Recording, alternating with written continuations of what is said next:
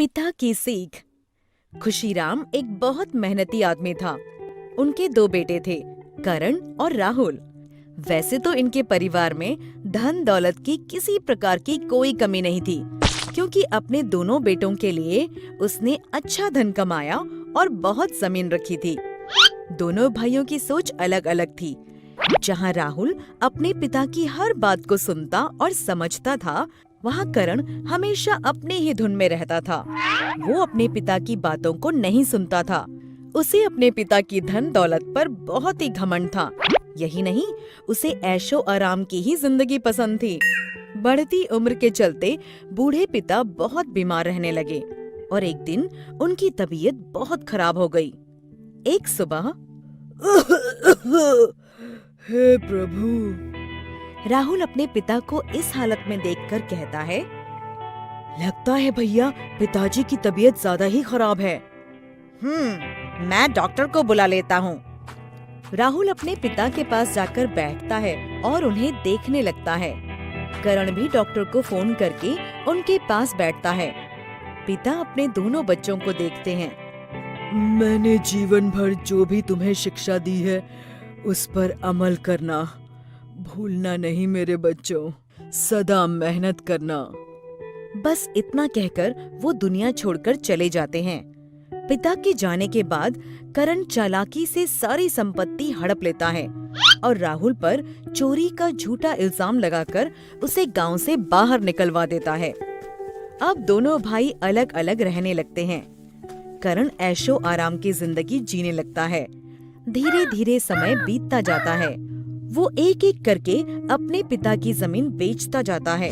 वो ऐशो आराम का इतना आदी हो जाता है कि उसे पता ही नहीं चलता कि उसकी धन दौलत बहुत ही कम रह गई है।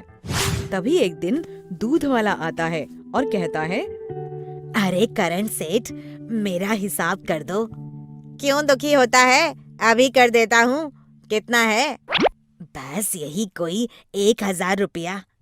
करण तिजोरी खोलता है तो देखता है उसमें सिर्फ 3000 रुपए ही बचे हैं। वो उसमें से 1000 रुपए दूध वाले को देता है और फिर राशन की दुकान पर राशन लेने जाता है। जब वो राशन की दुकान पर पहुंचता है तो लाला उसे कहता है, आओ आओ करण सेठ, क्या सेवा करूं?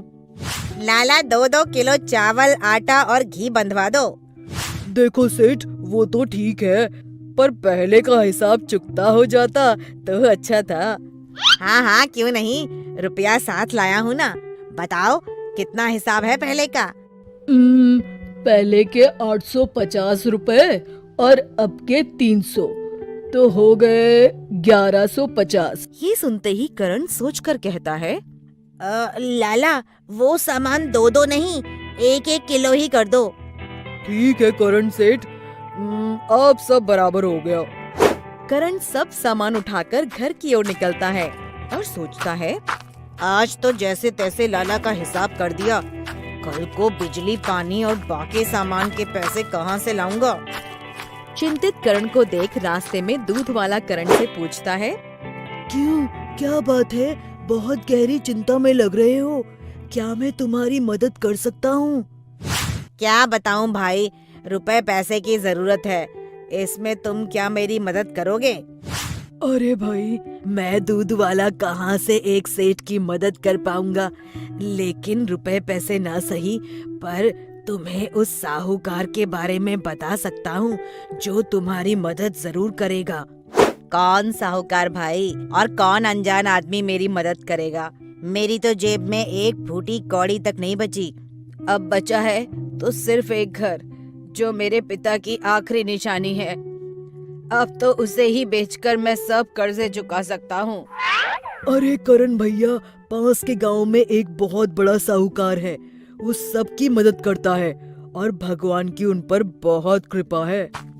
करण ये सुनकर पास के गांव में जाता है और उस साहूकार को देखकर हैरान हो जाता है, क्योंकि वो साहूकार और कोई नहीं, उसी का छोटा भाई राहुल होता है। तब राहुल करण का हाल देखकर सब समझ जाता है और उसे कहता है, भैया, अगर आपने पिताजी की नसीहत सुनी होती तो ये हाल ना होता आपका। शिक्षा। मेहनत करने वाला कभी भूखा नहीं मरता।